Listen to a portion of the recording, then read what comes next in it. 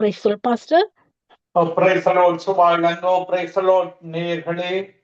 Praise the Lord, Pastor. கர்த்தராகிய இயேசு கிறிஸ்துவின் நாமத்தினாலும் சங்க வானொலி கூடாக வார்த்தையின் வெளிச்சத்தின் நேரத்தில் உங்களை நான் வாழ்த்தி வரவேற்கிறேன். வெளிச்சத்தை காண ஆவலாயிருக்கிறோம் பாஸ்டர்.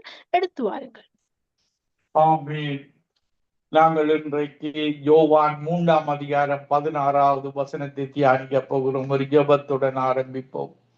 கிருபையும் இரக்கமும் பரிசுத்தமும் நிறைந்த எங்கள் அன்பு தகப்பனே, இந்த நிகழ்ச்சியை கேட்டுக்கொண்டிருக்கிற ஒவ்வொரு மக்களுக்காகவும் நீர் அந்த சிலுவையில மரித்து உயிர்த்தெழுந்து இன்றைக்கு உயிரோடு இருக்கிற ஒரே ஒரு தெய்வம் ஆண்டவராகிய இயேசு கிறிஸ்து. ஆண்டவரே, உம்முடைய வசனத்தை கேட்கிறவர்களாக மட்டுமல்ல, அந்த வசனத்தின்படி நடந்து சகல ஆசீர்வாதங்களையும் ஒவ்வொருவரும் பெற்றுக்கொள்ள இந்த நாடுகளில வாழுகிறார்களோ அந்த நாடுகளில வாழுகிற ஒவ்வொரு விசேடமாக தமிழ் மக்களும் உம்முடைய அன்பை ருசித்து உம்முடைய மகனாகிய இயேசு கிறிஸ்துவை சிலுவையில எங்கள் ஒவ்வொருவருக்காகவும் மரிக்கப்பட்டு அன்பு கூர்ந்த அந்த அன்பை நாங்களும் அந்த அன்பில நடக்க இயேசு கிறிஸ்துவை போல எங்கள் ஒவ்வொருவரையும் மாற்றி உம்முடைய அன்பில வாழ கிருபை செய்வீராக. துதி கன மகிமை ஒன்றான மெய்த்தவனாகிய உமக்கை செலுத்தி ஆண்டவரின் இரட்சகருமாகிய இயேசு கிறிஸ்துவின் நாமத்தில் ஒவ்வொருவரையும் ஆசீர்வதித்து ஜெபிக்கிறேன். எங்களை எப்பொழுது நேசிக்கிறீர்கள் நல்ல பிதாவே, ஆமென். நாங்கள் யோவான் 3 வசனத்துல பார்க்கும் பொழுது, தேவன் தம்முடைய ஒரே பேரான குமாரனை விசுவாசிக்கிறவன் எவனோ அவன் கெட்டு போகாமல் நித்திய ஜீவனை அடையும்படிக்கு அவரை தந்தருளி இவ்வளவாய் உலகத்தில் அன்பு கூர்ந்தார். பாருங்கள், ஆதாம் ஏவாள் செய்த பாவத்தின் விளைவாக பிசாசை நம்பினதன் நிமித்தம், தேவனுடைய கட்டளைக்கு கீழ்ப்படியாததன் நிமித்தம் இந்த உலகத்தில பிறந்த ஒவ்வொரு மக்களும் நாங்கள் பாவத்தோடு பிறக்கிறோம், பாவ உணர்வோடு பிறக்கிறோம். இந்த கண்களின் இச்சை, மாம்சத்தின் இச்சை, ஜீவனத்தின் பெருமை ஆகிய பாவ உணர்வுகளோடு பிறக்கிறோம். அதற்காகத்தான் நாங்கள் மறுபடியும் பிறக்கிறோம். பரிசுத்த ஆவியானவர் எங்களை நிரப்பி மறுபடியும் பிறக்கும் பொழுது நாங்கள் தேவனுடைய பிள்ளைகளாக மாறுகிறோம். தேவன் தம்முடைய குமாரனை சிலுவையில மரிக்க வைத்து, எங்கள் ஒவ்வொருவருக்காக மரிக்க வைத்து, இன்றைக்கு எங்களை son of daughters and son of கோட்டாக எங்களை மாற்றி இருக்கிறார். பாருங்கள், இயேசு எங்களுடைய எல்டர் பிரதராக இருக்கிறார். தன்னுடைய ஒரே பேரான குமாரனை சிலுவையில மரிக்க வைத்து எங்கள் ஒவ்வொருவரையும் பரிசுத்த ஆவியை பெற்று ரட்சிக்கப்பட்டு இயேசுவை ஏற்றுக்கொண்ட ஒவ்வொருவரையும் பாருங்க, மகளாக எங்களை ராஜாவுடைய ராஜ்யத்துல வாழ போகிற ராஜாவின் பிள்ளைகளாக எங்கள் ஒவ்வொருவரையும் மாற்றி இருக்கிறார். இது பாருங்கள், எந்த ஒரு உலகத்தும் மனிதனும் செய்ய முடியாதது. பரலோகத்திலிருந்து அனுப்பப்பட்ட பரிசுத்த ஆவியானவர் மூலமாக மரியாள் கற்பந்தரித்து பரிசுத்த மனிதனாக 100% பரிசுத்த மனிதனாக மனு குலத்திற்காக சிலுவையில எங்கள் பாவங்களுக்காக இயேசு காயப்பட்டார். எங்களுடைய அக்கிரமங்களுக்காக இயேசு நொறுக்கப்பட்டார். எங்களுக்கு சமாதானத்தை உண்டு பண்ணும் ஆக்கினியை இயேசு ஏற்றுக்கொண்டு எங்களை பாருங்கள், விசுவாசிக்கிறவன் எவனோ, அவருடைய ஒரே பேரான குமாரனாகிய இயேசு கிறிஸ்துவை விசுவாசிக்கிறவன் எவனோ அவன் கெட்டு போகாமல் நித்திய ஜீவனை அடையும்படி அவரை தந்தருளி, அந்த வாலிப வயசுல 33.5 வயசுல அவரை எங்களுக்காக அந்த சிலுவையில மரிக்க வைத்து 3ஆம் நாள் உயிர்த்தெழுந்து இன்றைக்கு உயிரோடு எங்களுக்காக பரிந்து பேசுகிறார். பாருங்கள், பிதாவின் வலது பாரசத்தில் இன்றைக்கு வீட்டிலிருந்து நாங்கள் ஜெபிக்கும் பொழுது இயேசுவின் நாமத்தில் ஜெபிக்கிறோம். பாருங்கள், தேவன் இயேசுவு கூடத்தான் எங்களை பார்க்கிறார். எங்களுடைய பாவங்களை அவருடைய இரத்தம் கழுவி விட்டது. புண்கப்பட்ட உடல், முள்முடியால் வந்த காயங்கள் எல்லாம் எங்களுடைய சாபங்களை எடுத்து விட்டது, பாவங்களை கழுவி விட்டது. எங்களை தேவனுக்கு பிரியமான மகளாக, மகனாக, ராஜாக்களாக, ராஜாவின் பிள்ளைகளாக எங்களை மாற்றி இருக்கிறார். பாருங்கள், இந்த ராஜ்யம் அமையும் பொழுது நாங்கள் சாதாரணவர்கள் அல்ல.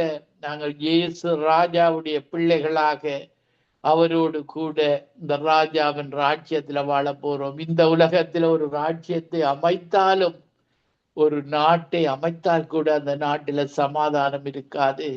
யுத்தங்கள், கண்ணீர்கள், கவலைகள், துக்கங்கள் அந்த நாட்டு மக்களிடத்துல. எந்த ஒரு ராஜ்யமும் சமாதானமாக இந்த உலகத்துல இல்லை. ஆனால் தேவனுடைய ராஜ்யத்துல அந்த 1000 வருட ஆட்சியில, அதன் பின் நித்தியமாக வாழுகிற ராஜ்யத்துல உங்களுக்கு நீங்கள் எல்லாவற்றையும் ராஜா எங்களுக்கு சப்ளை பண்ணுகிறவராக இருக்கிறார். இந்த உலகத்துல நீங்கள் ராஜாவுக்கு டாக்ஸ் கட்ட வேண்டும், வரி செலுத்த வேண்டும். ராஜா உங்களுடைய கெட்டிக்கார பிள்ளைகளை எல்லாம் அவர் எடுத்துக் கொள்ளுவார். தன்னுடைய ராஜாவின் அரண்மனைக்கு வேலைக்கு எடுத்துக் கொள்ளுவார்கள். பாருங்கள், ராஜா எல்லாவற்றையும் கண்ட்ரோல் பண்ணி கொள்ளுவார். உங்களுடைய ஒவ்வொரு காரியங்கள். எங்களுடைய இயேசு ராஜா, அவர் எங்களுக்கு எல்லாவற்றையும் தருகிறவராக இருக்கிறார். இந்த உலகத்தின் சொந்தக்காரரானவர். பாருங்கள், தேவன் தான் இயேசு தான் தேவன். அவருடைய ராஜ்யத்திலான் வாழ போகிறோம். அவரே தன் குமாரனாக மரித்து அவருடைய ராஜ்யத்தில அவர் எங்களுக்கு எல்லா உணவு அத்தனையையும் அவருடைய ராஜ்யத்தில நாங்கள் ஒரு கவலை இருக்காது. என்னத்தை உண்போம், என்னத்தை உடுப்போம் என்ற கவலை இல்லை. அங்கு நாங்கள் ஒரு நித்தியமாக வாழுகிற வாழ்வு. பாருங்கள், இந்த உலகத்துல நாங்கள் இயேசுவுக்காக கொஞ்சம் பாடுகள் பட வேண்டும். அவர் எப்படி ஊழியம் செய்யும் பொழுது வேத பாரகர், பரிசேயர், அந்த அரசு அதிகாரிகளுக்கு கூடாக பாடுகள் பட்டாரோ, அதே போல நாங்களும் இன்னும் கொஞ்ச காலம், இறுதி காலத்தின் கிரியைகள் நாங்கள் எல்லாவற்றையும் பார்க்கக்கூடியதாக இருக்கிற அந்த காலத்தை நெருங்கி கொண்டு வருகிறோம். இன்னும் கொஞ்ச காலம் நாங்கள் தேவனுக்காக பாடுகள் படும் பொழுது, இனித்தான் பாடுகள் ஆரம்பமாக, கிறிஸ்தவர்களுக்கு இன்னும் பாடுகள் இன்னும் அதிகமாக ஆரம்பிக்கவில்லை. பாருங்கள், இன்னும் வேதாகமத்தில் சொல்லப்பட்டபடி இன்றைக்கு இந்த மதத்தை உருவாக்கினவர்கள் தங்களுடைய கைகளினால உருவாக்கப்பட்ட தெய்வங்கள், இந்த முகமதியர்கள், இப்படியாக இந்து மக்கள் எல்லாம் கையினால் ஆக்கப்பட்ட தெய்வங்களை அவர்கள், பாருங்கள், அந்த மனிதர்கள் என்ன செய்வார்கள் என்றால் தாங்கள் உருவாக்கின தெய்வங்களுக்கு தொண்டு செய்வார்கள். பாருங்கள், கிறிஸ்தவர்களை கொலை செய்து அவர்களுக்கு சூசைட் பம்ப் பண்ணுகிறது எல்லாம் அவர்கள் தங்களுடைய தெய்வங்களுக்கு, அவர்களுடைய தெய்வங்கள் பிசாசாக தீய சக்திகளாக இருக்கிற அந்த தீய சக்திகளுக்கு அவர்கள் தொண்டு செய்கிறார்கள். வேதாகமத்தில இந்த உலகத்துல நடக்கிற எல்லா காரியங்களும் எழுதப்பட்டிருக்கிறது. இப்படியாக இதற்காகத்தான் இந்த அப்பாவி முகமதியர்கள் தற்கொலை செய்து கொள்ளுகிறார்கள். அப்பாவி மக்கள் தற்கொலை செய்து கொள்ளுகிறார்கள். தற்கொலை செய்யும் பொழுது அந்த ஆத்துமா நரகத்துக்கு போகிறது.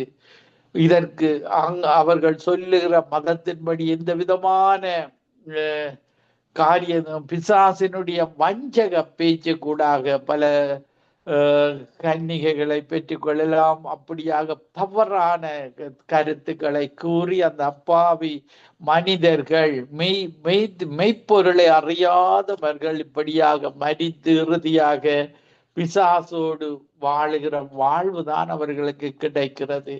பாருங்கள், தேவன் எவ்வளவு ஒரு அன்புள்ளவர் என்பதை நாங்கள் பார்க்கிறோம். நாங்கள் பார்க்கும் பொழுது 17வது வசனத்தில் அவர்கள் முதல் முறை வரும் பொழுது உலகத்தை ஆக்கினைக்குள்ளாக தீர்க்கும்படி தேவன் தம்முடைய குமாரனை உலகத்துக்கு அனுப்பாமல் அவராலே உலகம் ரட்சிக்கப்படுவதற்காகவே அவரை அனுப்பினார். யோன் 3ஆம் அதிகாரம் 17வது வசனத்தில் பாருங்கள், மனிதர்கள் ஒரு ராஜ்யத்தை பிடிக்க வேண்டுமாக இருந்தால் அந்த ராஜ்யத்தை ஆக்கினைக்குள்ளாக தீர்த்து சுட்டு கொலை செய்துதான் அந்த ராஜ்யத்தை கைப்பற்றுவார்கள். எங்களுடைய தேவன் குமாரனை அனுப்பி, குமாரன் மடித்து இந்த பிசாசுகளுக்காக, பிசாசின் பிடியில பிடிக்கப்பட்ட மக்களை மீட்பதற்காக, ஆத்துமாவை திருடுகிற பிசாசிடத்திலே இருந்து திருடனாக, கொல்லுபவனாக, அழிப்பவனாக, எங்களுடைய ஆத்மாவை பறித்து கொள்வனாக அந்த பிசாசு வருகிறான். ஒரு கோழி குஞ்சுகளை பருந்து பறிந்து செல்வது போல பாருங்கள், இந்த குஞ்சுகள் சிறகுகளுக்கு கீழே தாய் பறவையின் சிறகுகளுக்கு கீழே போய் விடுகிறது. அதே போலதான் நாங்களும் எங்களுடைய தேவனுடைய உன்னதமானவரின் மறைவில் இருக்கிறவன் சர்வ வல்லவனுடைய நிழலில் தங்குவான். அவருடைய சிறகுகளுக்குள்ள நாங்கள் அடைக்கலம் போய்விட வேண்டும். பாதுகாப்பு அங்குதான் இருக்கிறது, அங்குதான் ஆரோக்கியம் இருக்கிறது, நன்மைகள் எல்லாம் அவரிடத்துல தான் இருக்கிறது.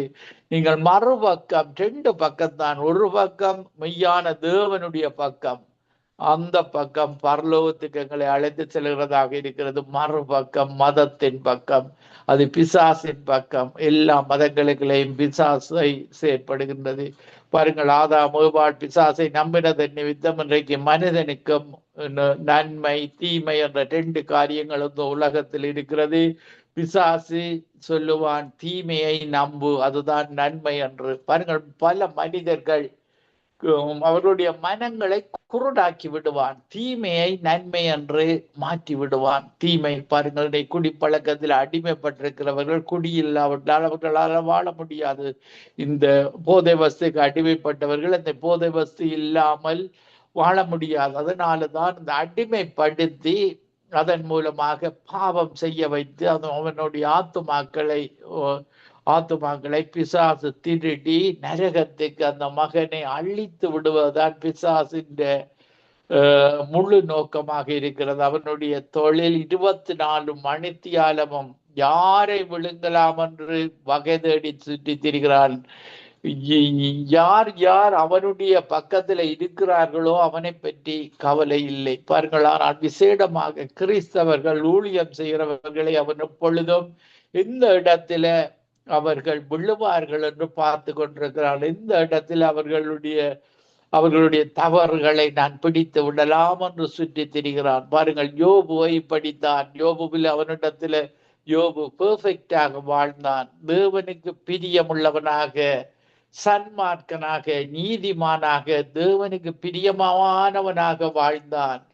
பாருங்கள், பிசாசு தேவனிடத்துலதான் போய் அதிகாரத்தையும் பெற்றுக் கொள்ள வேண்டும் அவனை சோதிப்பதற்கு. இப்படியாக தேவன் அனுமதித்தார். பாருங்கள், யோபுவை பற்றி தேவனுக்கு தெரியும். மனைவி கூட யோபு செத்து போனால் பரவாயில்லை என்ற வினைவோடு தேவனை தூசித்து உயிரை விடும் என்று சொல்லும் பொழுது கூட யோபு உத்தமத்தில வாழ்ந்தான். உத்தமத்தில வாழ்ந்ததன் நிமித்தம் அவன் இரட்டத்தனையான ஆசீர்வாதங்களை பெற்றான். யார் எங்களை தவறாக சொன்னாலும் தேவன் எங்களை பார்த்து கொண்டிருக்கிறார். பரலோகத்தில தன்னை தேடுகிற உணர்வுள்ளவன் ஒருவன் உண்டோ என்று சொல்லி தேவன் பரலோகத்தில் இருந்து எங்களை பார்த்து கொண்டிருக்கிறார். இந்த நித்திய வெளிச்ச சங்கமம் ரேடியோவை கேட்டுக்கொண்டிருக்கிற நீங்கள் ஒவ்வொருவரும் உண்மையோடும் உத்தமத்தோடும் தேவன் எங்களை பார்க்கிறார். மனிதன் முகத்தை பார்க்கிறார், தேவனோ எங்களுடைய இருதயத்தை பார்க்கிறார். இருதயத்தில நாங்கள் தேவனுக்கு பிரியமாக எப்பொழுதும் நடந்து கொள்ள வேண்டும். பாருங்கள், தேவன் ஒரு அன்பானவர். 1 யோவான் 4:8 சொல்லுகிறது, அன்பில்லாதவன் தேவனை அறியான், தேவன் அன்பாவே இருக்கிறார், அன்புள்ளவர். இந்த மெய்யான தேவன் அன்புள்ளவர். இன்னைக்கு மதங்களில பாருங்கள், ஒரு சிலை வணக்கத்தோடு மூதாதையர்கள் செய்த தவறினூடாக அவர்கள் இப்படியான கல்லுகளை, பிளாக் ஸ்டோன் இப்படியான கல்லுகளை கொஞ்சுவது, பலவிதமான மனித கொள்கைகளாகத்தான் அந்த மதங்கள் எல்லாவற்றிலையும் காணப்படுகிறது. அதனால்தான் இயேசு இந்த கடைசி காலத்தில் இந்த சுவிசேஷத்தை அறிந்து, அந்த மெய்த்தேவனை, அந்த மெய்ப்பொருளை அறிந்து, இயேசு கிறிஸ்துவை அறிந்து அவர் தான் ராஜாவாக மீண்டும் வந்து இந்த உலகத்தில 1000 வருட ஆட்சி செய்ய போகிறார். அதன் பின்பு நித்தியமாக வாழுகிற வாழ்வு. பாருங்கள், நாங்கள் யோவான் 4:24 தேவன் ஆவியாயிருக்கிறார், அவரை தொழுது கொள்ளுகிறவர்கள் ஆவியோடும் உண்மையோடும் அவரை தொழுது கொள்ள வேண்டும். உள்ளான மனிதன் எங்களுடைய ஆவி, எல்லா மனிதர்களுடைய ஆவியும் தேவன் தந்த தீபமாயிருக்கிறது. மெய்த்தேவனுடைய தீபம் தான் அந்த ஆவி. ஆத்துமாவும் எல்லா ஆத்துமாக்களும் தேவனுடைய சரீரம் தான். பாவத்துக்கு பின்பாக உருவான சரீரம். இந்த சரீரத்துல தான் மனிதன் பாவம் செய்கிறான். இந்த சரீரத்தை நாங்கள் பரிசுத்தமாக ரோமர் 12ஆம் அதிகாரம் 1வது 2வது வசனத்தின்படி நாங்கள் அவருக்கு பிரியமாக அவரை ஆராதனை செய்து துதித்து பாடி இந்த சரீரத்தை நாங்கள் பாவத்துக்கு இடம் கொடுக்காதபடி பிசாசு பலவிதமான சிந்தனைகளை கொண்டு வருவான், பாவத்தோற்றை கொண்டு வருவான். நாங்கள் தேவனுக்கு பிரியமாக இந்த யோசேப்பை போல இந்த பாவம் செய்யும் பொழுது நாங்கள் தேவனுக்கு விரோதமாக செயல்படுகிறோம். பாருங்கள், யோசேப்பு பாவம் செய்யும் சந்தர்ப்பம் வரும் பொழுது தேவனுக்கு விரோதமாக பாவம் செய்தபடி, தேவனுக்கு விரோதமாக பாவம் செய்தால் பிசாசு வந்து வாசற்படி படுத்து விடுவான். எங்களுடைய ஆத்துமாவை திருடி நரகத்துக்கு இழுத்து செல்கிறவனாக அவன் இருக்கிறான். பாருங்கள், எங்களுடைய தேவன் 1 தீமோத்தேயு 6ஆம் அதிகாரம் 16வது வசனத்துல ஒருவராய் சாவாமை உள்ளவரும் சேரக்கூடாத ஒளியில் வாசம் பண்ணுகிறவரும் மனுஷரில் ஒருவரும் கண்டிராதவரும் காணக்கூடாதவருமாய் இருக்கிறவர் அவருக்கு கனமும் நித்திய வல்லமையும் உண்டாயிருப்பதாக. மனித கண்களினால பார்க்க முடியாது, அவர் ஆவியான தேவன். எங்களுக்குள்ள உள்ளுக்கு ஆவியும் ஆத்துமாவும் இருக்கிறது, வெளியில சரீரம் இருக்கிறது. பாருங்கள், இந்த உள்ளான மனிதனில தான் இந்த மெய்யான தேவனை தேட வேண்டும். நீங்கள் சரீர பிரகாரமாகத்தான் மதங்கள் எல்லாம் ஆவியை பற்றிய அறிவு, அந்த பரிசுத்த ஆவியை பற்றிய அறிவு எந்த ஒரு மதத்திலையும் இல்லை. இதை நீங்கள் அறிந்து கொள்ள வேண்டும். தேவனுடைய ஆவி பரிசுத்த ஆவியாக இருக்கிறது.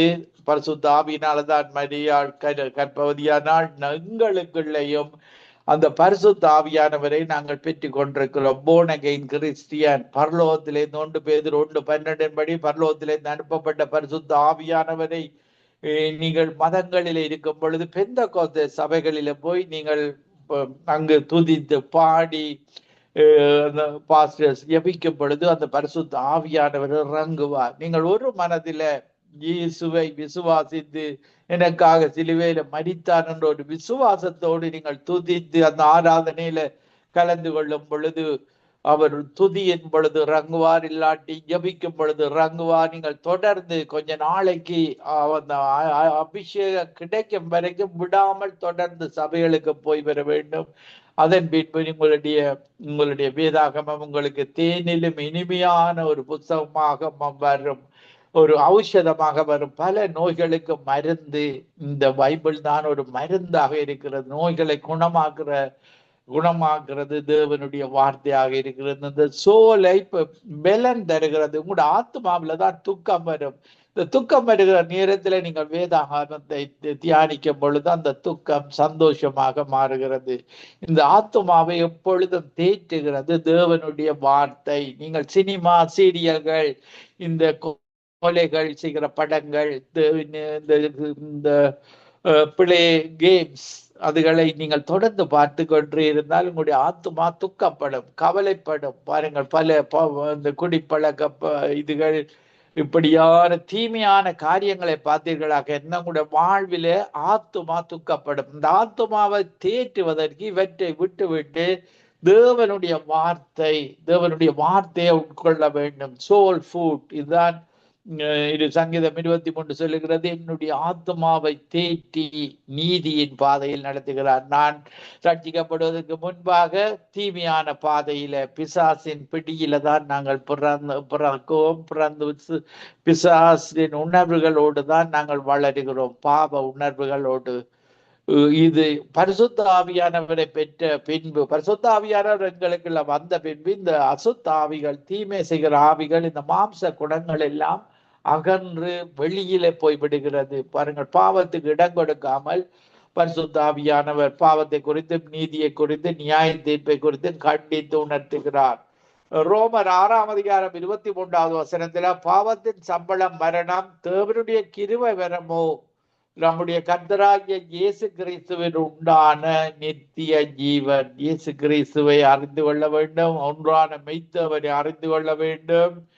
இப்படியாக ஒரு கிருபையாக எங்களுக்கு ஒரு நித்திய வாழ்வை எங்களுடைய இயேசு கிறிஸ்துவும் இயேசு கிறிஸ்துடைய ராஜ்யத்தில் வாழுகிற வாழ்வே அவர் தருகிறவராக இருக்கிறார். பாருங்கள், நாங்கள் பாவிகள் என்று தெரிந்து கூட ஆதாமவாளின் சந்ததியாகிய பாவிகளுக்கு இப்ப மனிதர்கள் பிள்ளைகளை கூட சில சொந்தக்காரரை கூட வெறுத்து விடுவார்கள். இவன் ஒரு பாவி, இவன் ஒரு துன்மார்க்கன் என்று. ஆனால் இயேசு பாருங்கள் என்ன செய்திருக்கிறார் என்று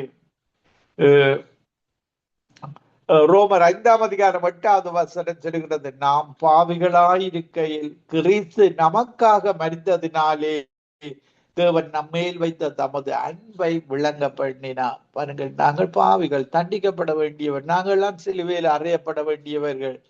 இப்படியாக பாவிகளாக இருக்கிற எங்களுக்காக இயேசு அந்த பாவங்களை எல்லாம் ஏற்றுக்கொண்டார். பாருங்கள், இந்த உலகத்தில் ஒரு பொருளை மீட்பதற்கு வெள்ளி பொன் பணத்தை பணத்தினால மீட்டுக் கொள்கிறார்கள். நாங்கள் பாவிகள், தேவனுக்கு பிரியமில்லாதவர்கள். ஆனாலும் தேவன் தேவனுடைய சாயலாக ரூபத்தின்படி படைக்கப்பட்ட எல்லா மனிதரையும் எங்களுடைய தேவன், அந்த மெய்யான தேவன் நேசிக்கிறார். தன்னுடைய மகனையே கொடுத்து தமது அன்பை எங்கள் மேல ஊற்றினவர் தான் எங்களுடைய தேவன். 1 கொரிந்தியர் 15:3 நான் அடைந்ததும் உங்களுக்கு பிரதானமாக ஒப்புவித்ததும் என்னவென்றால், கிறிஸ்துவானவர் வேத வாக்கியங்களின்படி நமது பாவங்களுக்காக மரித்து, வேத வாக்கியம் சொல்லுகிறது, சொன்ன சில வசனங்கள் எழுதி வைத்திருக்கிறார். இது இந்த காலத்துல நடக்கும் பாவிகளுக்காக இயேசு மரிப்பார் என்பது எழுதப்பட்டிருக்கிறது. அடக்கம் பண்ணப்பட்டு 1 கொரிந்தியர் 15:4 அடக்கம் பண்ணப்பட்டு வேத வாக்கியங்களின்படி 3ஆம் நாளில் உயிர்த்தெழுந்து கேபாவுக்கும் பேதுருவுக்கும் பின்பு 12 தரிசனமானார். அதன் பின்பு அவர் 500 பேருக்கு அதிகமான சகோதரருக்கும் ஒரே வேளையில் தரிசனமானார். அவர்களில் அநேகர் இந்நாள் வரையும் இருக்கிறார்கள், சிலர் மாத்திர நித்திரையும் அடைந்திருக்கிறார்கள். இப்படியாக பாருங்க, மரித்து உயிர்த்தெழுந்து எத்தனையோ பேர்களுக்கு அவர் உயிருள்ளவராக காண்பித்தார். பேதுருவுக்கு, 12 சீடர்களுக்கு வேத வாக்கியங்கள் பழைய ஏற்பாட்டில பாருங்கள் எப்படி மரிப்பார், என்ன வசனங்களை பேசுவார் என்றெல்லாம் சங்கீதம் 22 சொல்லப்பட்டிருக்கிறது. நாங்கள் ஏசாயா 55:3 என் பாவங்களுக்காக காயப்பட்டார், அக்கிரமங்களுக்காக நொறுக்கப்பட்டார் எல்லாம் எழுதப்பட்டிருக்கிறது. இவர் சரித்திரத்தை 2ஆக பிரித்தவர் தான் இயேசு. கிறிஸ்துவுக்கு முன், கிறிஸ்துவுக்கு பின். 1 to 33.5 years இயேசு இந்த உலகத்துல வாழ்ந்தது உண்மை. அவருடைய கல்லறை திறந்து வைக்கப்பட்டது உண்மை. பாருங்கள், எந்த ஒரு புஸ்தகத்திலையும் இல்லாத சரித்திரபூர்வமாக வாழ்ந்து காட்டினவர், வசனத்தின்படி வாழ்ந்தவர், திறந்து செல்லறைக்குள் அவர் இல்லை, உயிர்த்தெழுந்தார், சரீரத்தோடு உயிர்த்தெழுந்தார். அங்க சீலைகள் மட்டும்தான் அந்த கல்லறைக்குள் இருந்தது.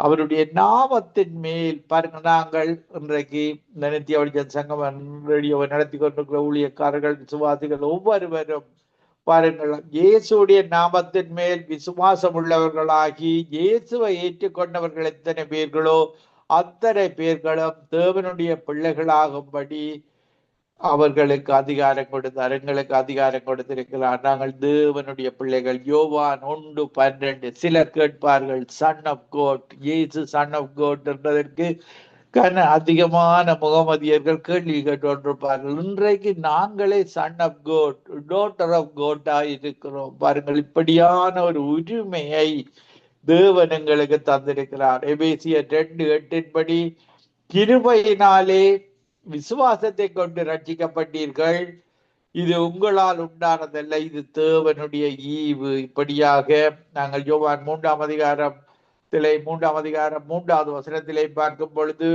இயேசு நிக்கதேமுக்கு பிரதியுத்தரமாக, ஒருவன் மறுபடியும் பிறவாவிட்டால் தேவனுடைய ராஜ்யத்தை காண மாட்டான் என்று மெய்யாகவே உனக்கு சொல்லுகிறேன். இப்படியாக இயேசு சொல்லுகிறார். இயேசு பிரதியுத்தரமாக, ஒருவன் ஜலத்தினாலும் ஆவியினாலும் பிறவாவிட்டால் தேவனுடைய ராஜ்யத்தில் பிரவேசிக்க மாட்டார் என்று மெய்யாகவே உங்களுக்கு சொல்லுகிறேன். இதற்காகத்தான் born again கிறிஸ்டியனாக வர வேண்டும். நாங்கள் மாம்சத்துல பிறப்பது பாவத்தோடு பிறக்கிறோம். அதாம் அவளின் பாவத்தோடாக நாங்கள் பிறக்கிறோம், மறுபடியும் பிறக்கும் பொழுது பரிசுத்த ஆவியானவர், இதுதான் தேவனுடைய ஆவியானவர். இந்த ஆவியை நீங்கள் பெற்றுக்கொள்ளாமல் நீங்கள் கிறிஸ்தவ சபைகளுக்கு போய் இந்த பரிசுத்த ஆவியை பெற்றுக்கொள்ளாவிட்டால் நீங்கள் பரலோக பிரஜைகளாக மாற முடியாது. பாருங்கள், தேவன் இயேசு கிளியராக அந்த காரியத்தை, மிகவும் ஒரு முக்கியமான காரியமாக இதை சொல்லி இருக்கிறார்.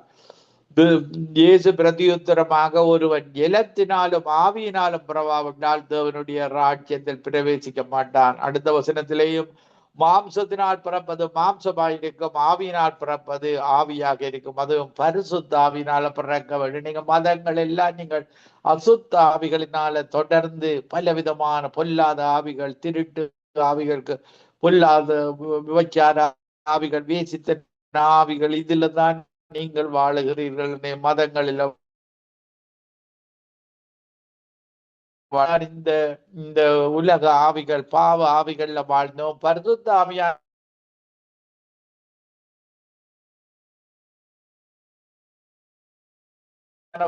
அதற்காக தான் சாட்சி உள்ள வாழ்வாக, தேவனுக்கு பிரியமான வாழ்வை நாங்கள் அனுதினமும் வார்த்தையை தியானித்து அதன்படி வாழ்ந்து வருகிறோம்.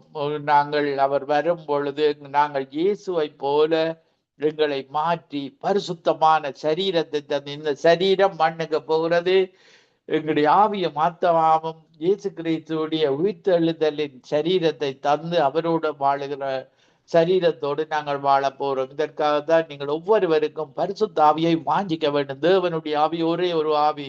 இன்றைக்கு முகமதியர் கூட இயேசுவை சொல்லுவார்கள், ஆனால் அங்கு அவர்களிடத்துல அந்த பரிசுத்த ஆவி இருக்க முடியாத ஒரு இயேசுவை காண்பிக்கிறார்கள்.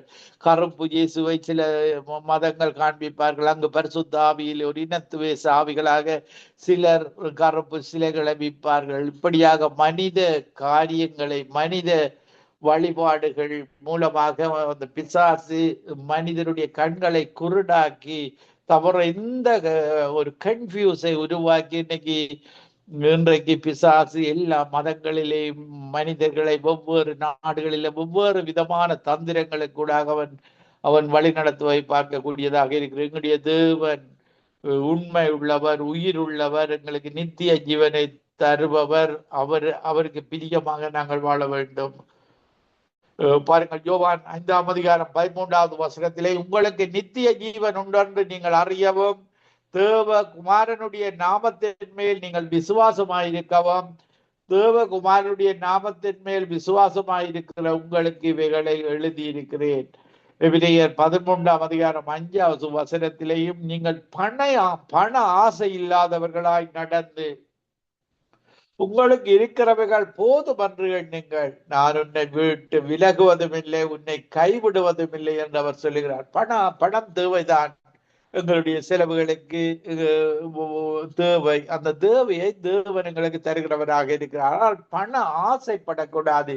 சிலர் என்ன செய்வார்கள், உழைக்க இன்னும் அதிகமா உழைக்க வேண்டும், இன்னும் அதிகமாக உழைத்து 2, 3, 4 வேலைகளை செய்து பல மனிதர்கள் நோய்வாய்ப்பட்டு தேவனுக்கு கொடுக்க வேண்டிய ஓய்வு நாளை கொடுக்காமல் பணம் என்ற வாழ்ந்து அவருடைய வாழ்வு ஒரு குறிப்பிட்ட காலத்திற்கு மறித்து விடுகிறார்கள். பாருங்கள், இந்த உடம்பிற்கு ஒரு நாள் தேவனுக்கு கொடுத்து அந்த நாளை தேவனுக்கு பிரியமாக, தேவன் எங்களை படைத்த தேவனுக்கு உருவாகின சுவாசம் தேவனுக்கு நாங்கள் அவருக்கு ஆக அந்த ஒரு நாளை ஒப்பு கொடுக்கணும், ஓய்வு நாளாக. 2 கொரிந்தியர் 5ஆம் அதிகாரம் 17வது வசனத்திலே, இப்படி இருக்க ஒருவன் கிறிஸ்துவுக்குள் இருந்தால் புது சிருஷ்டி ஆகிறான், பழையவைகள் ஒளிந்து போகிறது. பாருங்கள், புது சிருஷ்டியாக இயேசுவை போல நாங்கள் மாறிக்கொண்டிருக்கிறோம். எல்லாவற்றிலையும் தேவனுக்கு நாங்கள் தோத்திரம் சொல்ல வேண்டும். தேவன் எனக்கு அது செய்யவில்லை, இது செய்யவில்லை என்று சொல்லக்கூடாது. எங்களுடைய தேவன் அன்புள்ளவர், நன்மை செய்கிறவர், ஒரு தீமை கூட செய்யாதவர். தோத்திரம், நீர் எனக்கு தந்த உணவுக்கு, உடைக்கு, இருக்கிற இடத்திற்கு, என்னை வாழ வைத்திருக்கிறதுக்காக, என்னுடைய பேரை பரிசுத்த ஆவியை எனக்கு தந்திருக்கிறதுக்காக, என்னுடைய பேரை பரலோகத்தில் எழுதி இருக்கிறதுக்காக, இந்த உலகத்துல நாங்கள் இதையும் கொண்டு போறதில்லை. நாங்கள் செய்த நன்மைகள் தான் எங்களோடு வருகிறது. எங்களுடைய பெயர்களை அந்த ஜீவ புத்தகத்தில் எழுதி இருக்கிறார் என்ற நம்பிக்கையோடு நீங்க பரிசுத்த ஆவியை பெற்றுக்கொள்ளும் பொழுது உங்களுடைய பெயர் ஆட்டுக்குட்டியின் லேம் புத்தகத்தில எழுதப்படுகிறது. நீங்கள் அதன்படி தேவனுக்கு பிரியமாக தொடர்ந்து வாழ்ந்து அந்த ராஜ்யத்தை பெற்றுக்கொள்ள வேண்டும். பாருங்கள், யோவான் 15ஆம் அதிகாரம் 7வது வசனம் சொல்லுகிறது, நீங்கள் என்னிலும் என் வார்த்தைகள் உங்களிலும் நிலைத்திருந்தால் நீங்கள் கேட்டுக்கொள்வது எதுவோ அது உங்களை கொடுக்கப்படும். தேவன் உண்மை உள்ளவர். அவருடைய என் வார்த்தைகள் உங்களிலும், இயேசு கற்று தந்த வார்த்தைகள் எங்களிலேயும் நாங்கள் கேட்டுக்கொள்வது எதுவோ அது உங்களுக்கு செய்யப்படும். பாருங்கள், இச்சையாக கேட்கக்கூடாது.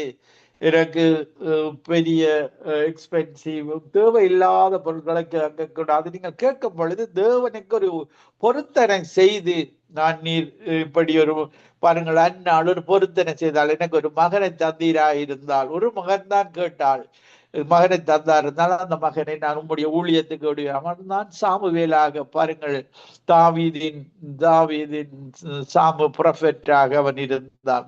பாருங்கள், அவன் ஒரு உண்மை உத்தமமாக வாழ்ந்து இருந்தான். அதன் பின்பு அந்த அந்நாளுக்கு பல பிள்ளைகளை கொடுத்ததை நாங்கள் பார்க்கக்கூடியதாக இருக்கிறது. தேவனுக்கு நீங்கள் உங்களுடைய பொருத்தனையில பங்கு பொருத்தனை செய்து அந்த ஆசீர்வாதத்தை பெற்றுக் கொள்ள வேண்டும். அதை செய்து விட வேண்டும். உங்களால் செய்ய முடியாது என்றால் அவர் சொல்லுகிறார், பொருத்தனை பண்ணாதிருங்கள் என்று சொல்லி கொள்ளுகிறார். இப்படியாக பாருங்கள், பேதுருவை என் பின்னே வாருங்கள், உங்களை மனுஷனை பிடிக்கிறவராக்குவேன்.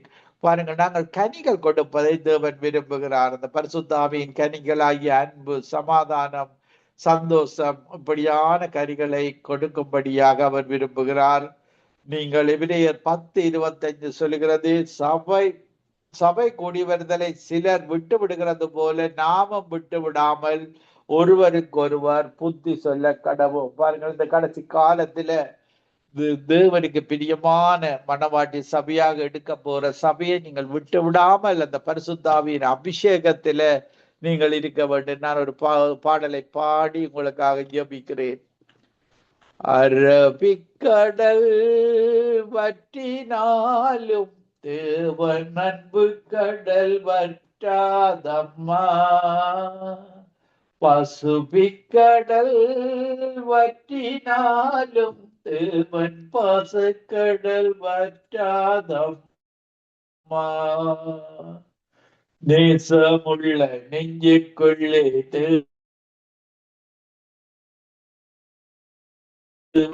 பாவம் என்னுள்ளம் இறைவன் இல்லம், என்னுயிரும் அவரின் வடிவம், பார்வையிலும் எந்த பாதையிலும் என் கண்ணின் முன்னே அவர் நிற்கின்றார். அரபிக்கடல் வற்றினாலும் தேவன் அன்பு கடல் வற்றாதம்மா, பசுபிக்கடல் வற்றினாலும் தேவன் பாசக்கடல் வற்றாதம்மா, என் நினைவில் அவரின் வருகை அதை உணர்ந்தேன் மனதில் பெருமை, வாழுகின்ற அந்த காலம் வரை எந்த மனவர் என்றும் எனக்கு துணை, வாழுகின்ற அந்த காலம் வரை எந்த மனவர் என்றும் எனக்கு துணை, நேசமுள்ள நெஞ்சுக்குள்ளே தேவன் வருவார், பாசமுடன் பாவங்களை மன்னித்திடுவார், பாடுகின்ற இந்த பாவி என்னை என்று மீட்க வந்த அவரை நினை, அரபிக்கடல் வற்றினாலும் தேவன் அன்பு கடல் வற்றாதம்மா,